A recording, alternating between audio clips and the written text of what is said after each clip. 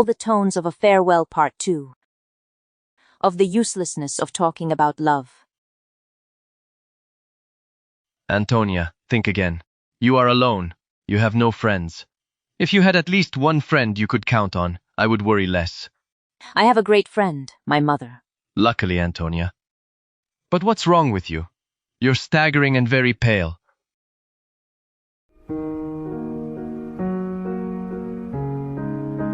In your state, you shouldn't get so worked up.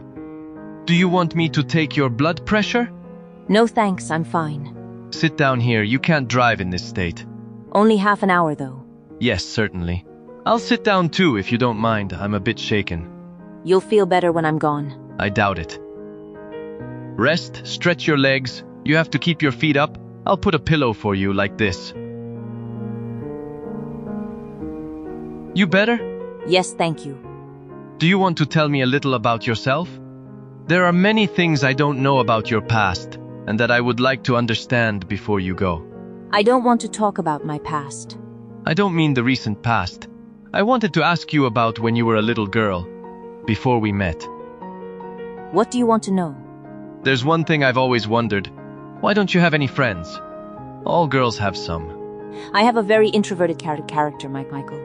They hurt me. It's like a barrier has gone up somewhere in my soul. Why didn't you ever tell me about it? Because you never asked me. And then I don't like to talk about it. There were several unpleasant incidents that I never told anyone about. Try telling me one. You want?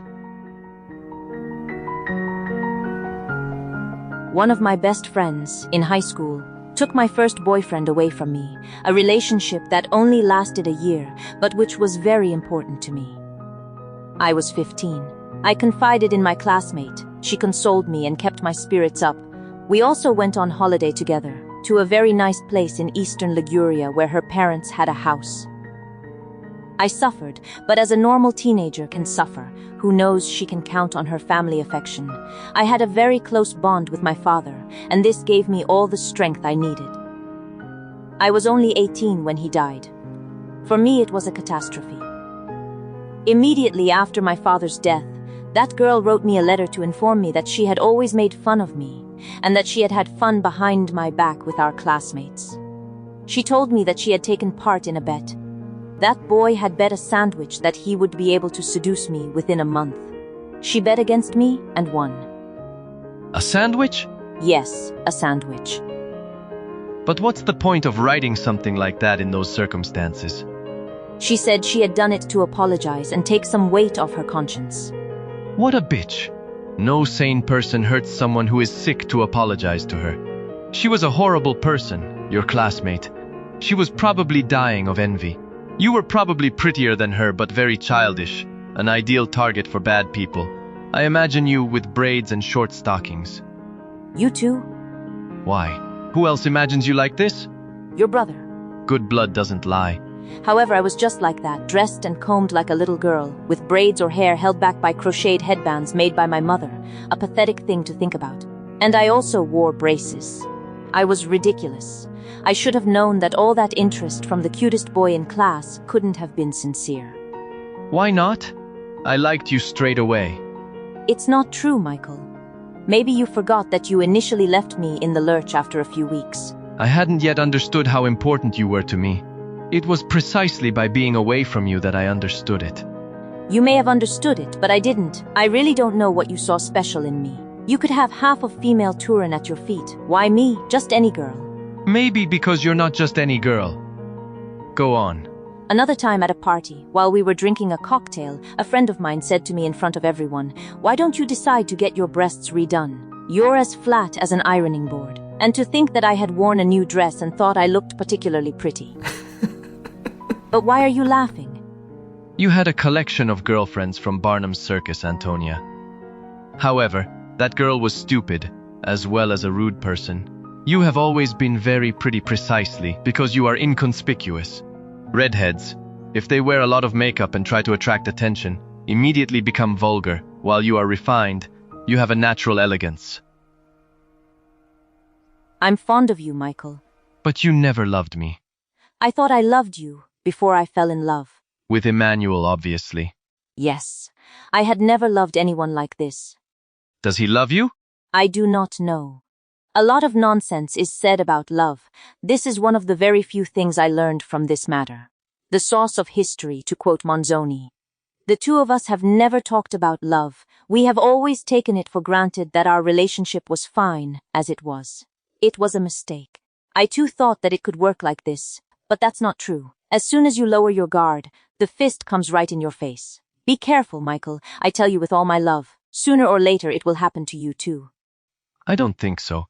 I'm not saying this out of presumption, but because I know myself well enough. No one knows himself well enough before he has tested himself. I don't wish you to live such an experience, but until you have lived it, don't judge what you don't know. Why don't you try to explain it to me? Maybe I understand anyway. No, believe me, these are things you don't understand before you've tried them. Being in love is a pathological condition, because it is the disease itself that becomes indispensable for you to live like drugs. The more the disease worsens, the happier you are.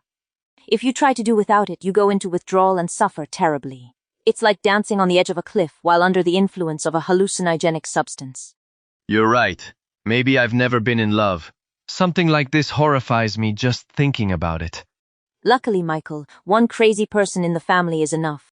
You and my brother would be an absurd couple, but perhaps, thinking with a cool head, you are made for each other. Now I'll tell you something that will make me sound crazy too. I would have preferred to see you together rather than lose you completely, Antonia. I couldn't do it, Michael. To do what? To accept being destroyed. I ran away. Why destroyed? How can I explain it to you?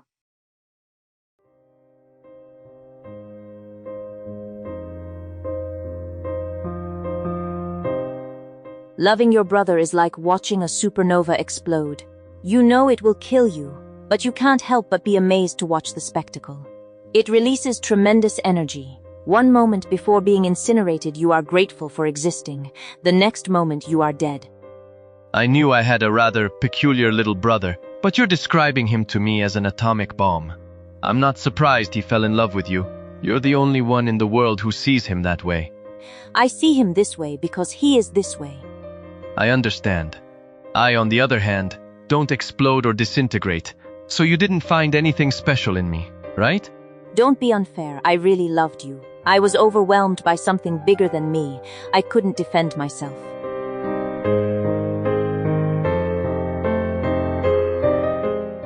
And to think, I thought yours was more of a sex story than anything else.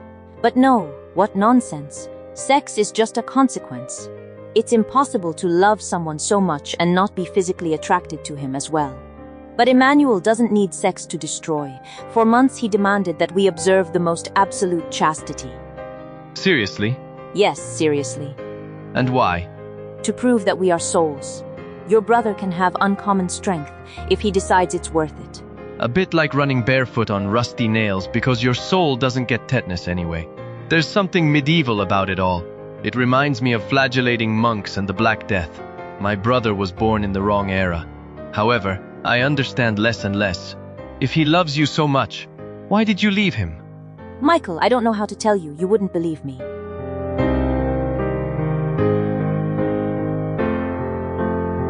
If it's the truth, I'll believe you. Your brother asked me to marry him. Really? Really.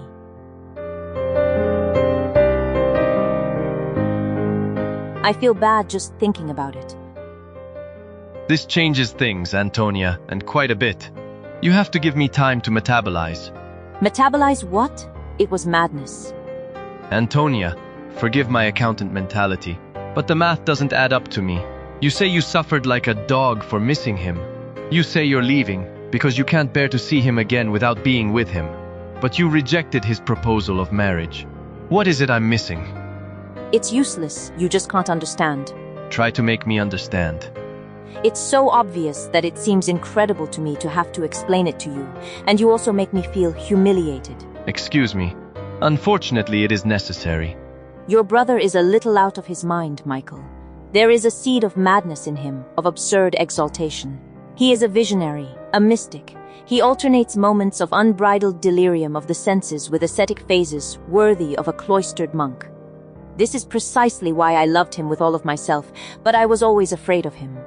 A little out of his mind, you say? Who knows what madness is, Antonia? Perhaps he is saner than us. In any case, madness united you, since you loved him for it. What were you afraid of? You could be crazy together. I see you still don't understand. What should I understand? Yet it is so simple. I am a normal, if not mediocre, 32-year-old woman of modest social background. He is a rich and beautiful 18-year-old boy, out of the norm in every way. I'm attracted to madness, but I'm not completely insane, Michael. I realized what would have happened if I had complied with his crazy proposal. I would have felt ashamed of myself in every single moment of my life. I would have continually felt uncomfortable, old, ugly, insignificant, out of place, out of role, so stupid and presumptuous as not to understand that I would make a fool of myself. And sooner or later he would throw me away like an old shoe. I already felt this way with you, let alone with him. I would have died of shame and pain. You are not at all mediocre and insignificant, but I understand your point of view. No, you don't understand at all. I would have accepted any role to continue having him by my side. You can't even imagine how I felt that day. He offered me the only impossible role, the only one that cut me off from everything. I understood that it was over, that I had lost him forever, that nothing would be possible anymore, nothing. I thought I was dying of pain.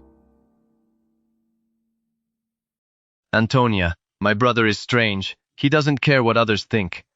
I'm sure he would have done his best to keep his commitment. But why do you torment me, Michael? There's no point in talking about it now. And then, thank God, I don't suffer anymore. I have his baby. I don't need anything else. And he? He will suffer a little, but then he will start his life again, as is natural. At his age, you quickly forget. It depends, Antonia. Sometimes you don't forget at all. If Ariana is as you describe her to me, it won't take long to get him back on his feet. On the other hand, I think he will give that poor girl a lot of trouble. I don't see how a balanced and normal person can cope with someone like him. Which means I'm unbalanced and abnormal? You're not so normal, Antonia. Otherwise you wouldn't have accepted such absurd deals. Cheating on me, staying with him with or without sex, harming yourself needlessly, reaching the point of a nervous breakdown, even pregnant with him, for the sole pleasure of losing everything you had conquered, including the person you sacrificed yourself for. If all this seems normal to you, you have some serious masochism problems. I don't know if she will make it, but I didn't make it either.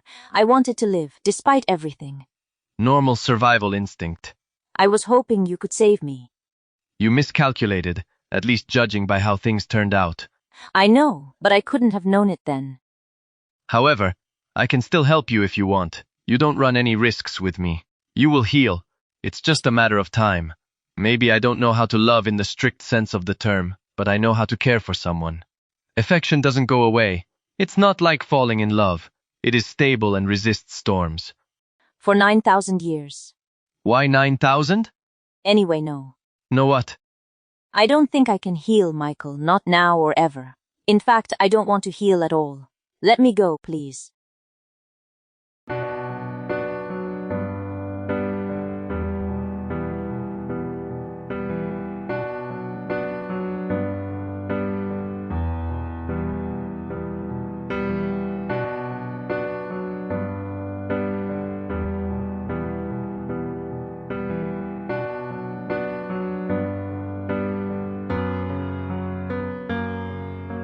This is the end.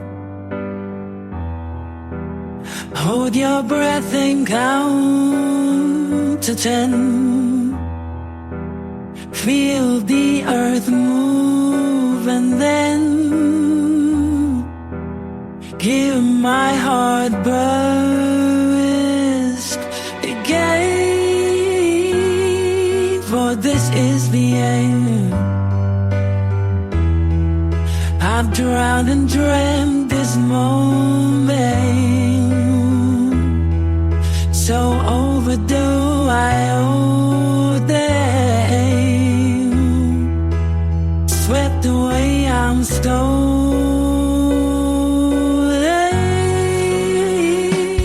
Let the sky fall.